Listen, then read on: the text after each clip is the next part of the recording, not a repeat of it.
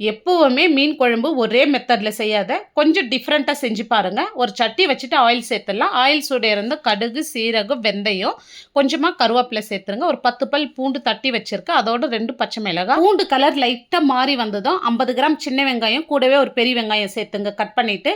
இது சீக்கிரம் வதங்கி வர கொஞ்சமா உப்பு சேர்த்து வதக்கி விடுங்க. இது வதங்கறதுக்குள்ளே ஒரு பேஸ்ட் ரெடி பண்ணிடலாம். இப்போ ஒரு மிக்ஸி ஜார்ல துருகுன தேங்காய் 3 டேபிள் ஸ்பூன், 1 ஸ்பூன் மிளகு, 1/2 ஸ்பூன் சீரகம். இப்போ இதோட வந்து ஒரு 10லிருந்து 12 பல் பூண்டு, கொஞ்சமா கருவேப்பிலை, ஒரு 7லிருந்து 8 சின்ன வெங்காயம் சேர்த்து நைஸா அரைச்சு எடுத்துக்கலாம். இப்போ பாருங்க வெங்காயம் நல்ல கலர் மாறி வதங்கி வந்திருக்கு. இப்போ இதோட வந்து மீடியம் சைஸ்ல 3 தக்காளி, 1/4 ஸ்பூன் மஞ்சள் தூள் சேர்த்துட்டு நல்லா வதக்கி விடுங்க. தக்காளி இந்த அளவுக்கு நல்லா குழைய வதங்கி வந்ததும் குழம்பு தூள் வந்து 4 ஸ்பூன் சேர்த்துருங்க. இந்த ஆயிலே சேர்த்து நல்லா மிக்ஸ் பண்ணி விடுங்க.